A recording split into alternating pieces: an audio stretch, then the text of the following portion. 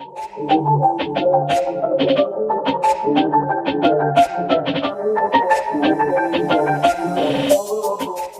a few years ago someone would have told me I'd be giving up my career to look after a narcissistic pooing machine, I would of course have called them mad. Yet here we are. The child is here and here to stay. Those long days full of aching muscles, sweaty brows and worry are a joyful remembrance of the day job I left. Now life is left full to the brim with long nights, no sleep or real food, and a sense that it will only end when the 4 horsemen are spotted outside the McDonald's in Dunstable. Women throughout the ages, of course, will understand what a child means. Every single human being that has ever existed owes a woman a great debt, not only in womb rent, but the life and love given thereafter. But, and it's a big Kim Kardashian but, women are not the only ones capable of looking after a child. Shocking, I know, yet some people just don't get it. I can no more birth a child than I can breathe underwater, or get the settings on the toaster just right to burn the perfect Madonna into the bread, ready to sell it as a holy relic and retire to the Bahamas, but everything after the physical birth I can do. Breastfeeding, I hear you cry. Well, I'll give you that one. My man boobs, such as they are, have never produced anything a life form would wish to consume. Like my navel, they mostly collect fluff. Breast is best. Yet from my own experiences, I'm well aware that a woman can't always breastfeed a child, either due to many factors. Bottle feeding is the only way. A man can hold a bottle. Holding a bottle, usually of beer, is second nature to a man. Certainly, if you watch a father being given his first child in the delivery suite, it becomes apparent that he can hold a beer bottle with far more finesse. Yet he will hold that child more tenderly than any alcoholic beverage yet created. A man can also change nappies, with varying degrees of melodrama and a plethora of twisted, horrified faces, I'll grant you.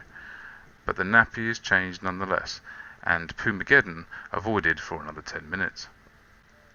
I hope you get my point, because we are now getting to the real crux of this thing, what it's like for a man out in the world of play dates, adventure playgrounds, and telling the time by what program is currently on CBeebies. Playgroup. The first thing you notice as you bound through the door on that first day of playgroup is the hush that accompanies your exalted entrance, baby cradled in your arms. It might only last a heartbeat, but it signals to you that the women have noticed your existence. Like a herd of gazelle that have been caught a glimpse of the lion that intends on eating her young. Yes, until the time you leave or attack them, you will be tracked with their peripheral vision and branded an outsider at best, and stared at with outright contempt at worst. It all comes to a head. Probably a bad choice of word there. Never mind, I'll edit it out later. When a baby needs feeding. Sometimes they will fling a muslin over the offending boob and the child to hide it from your view. Only your view. Some go into a corner of the room or to the special breastfeeding room for a little privacy. I totally get the privacy from people, old people, but that, why do some scowl at you when you have inconvenienced them?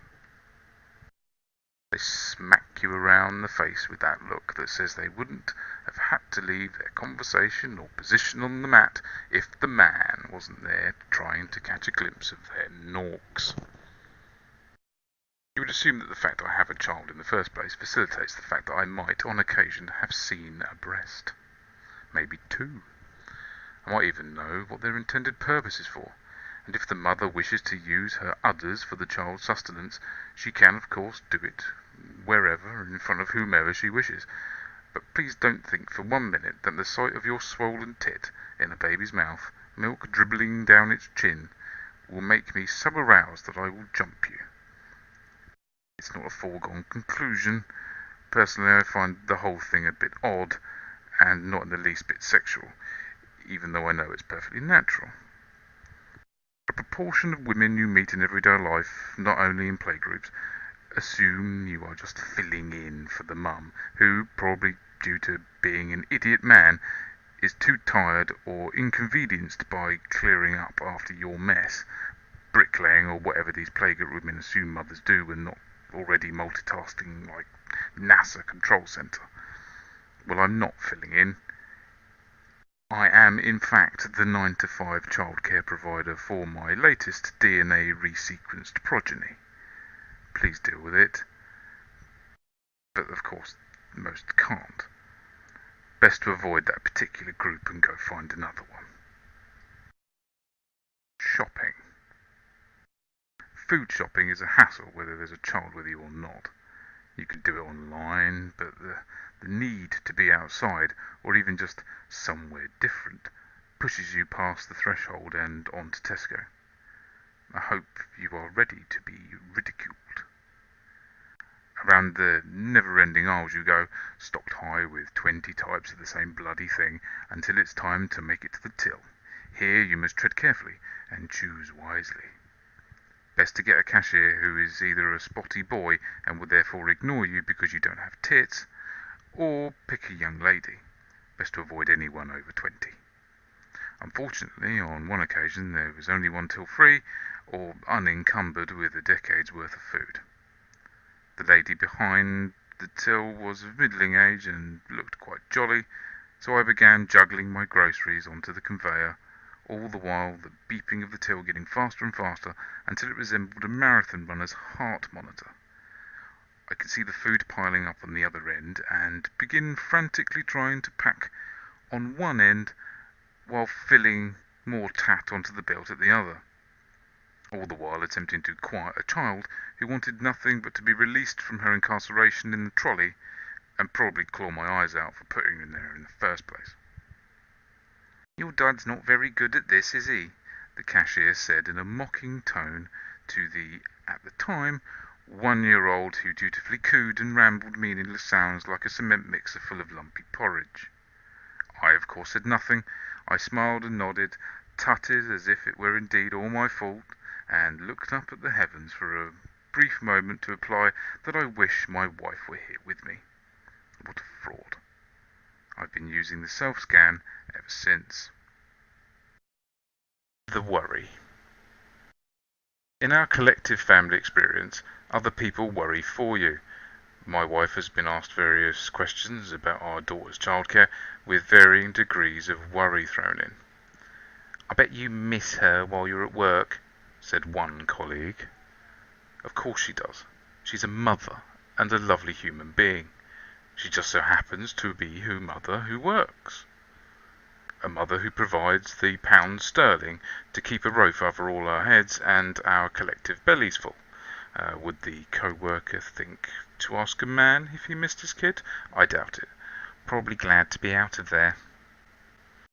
Others take a more sinister tack. "Don't you worry, she'll be all right. I'm sure there is a missing 'with him' at the end of that sentence. No, she doesn't. Our daughter is safe, as safe with me as with anyone who loves her, and would see no harm befall her." I'm sure what this person meant in all truth. I'm hoping it was just that men can be boisterous and, well, end up charging around the house like kids let off the leash in IKEA, which I definitely don't do. I definitely do. Sorry, IKEA Milton Keynes. Sorry. But if that wasn't how it was meant, then what? Do you see how this can get a bit dark, a bit onerous? Not IKEA in Milton Keynes, that's always struck me as quite a nice experience. Stranger danger is one thing, but to think a wife would have to worry about leaving her husband with their child is mortifying. Either these women simply do not understand, or is it just me? Are they having a go at me? Growing up in the 80s, I thankfully never worked for the BBC. I was issued with many rules for life, but not one was related to doing a Savile. Mostly because it's bloody obvious and gratuitously disgusting. This is how these women view dads, who invade their clubs and their shops and their parks. We're all pedos, naked beneath a long Mac, waiting to pounce, or at least that's how it seems sometimes. Are we really like this? Of course not. And all these extreme reactions to my gender are very much in the minority, I'm happy to say. 99.99% of all women, being birth mothers themselves or not, having adopted or not, are kind and considerate and couldn't give a hoot what a man is looking after their child, so long as the child is being looked after. It's only the tiny minority that ruin it for the rest of us. Of course not. And these extreme reactions to my gender are very much the minority, I'm happy to say. 99.99% of all women, whether being birth mothers themselves or not, having adopted or not, are kind and considerate and wouldn't give it a hoot that a man is looking after a child, so long as the child is being looked after.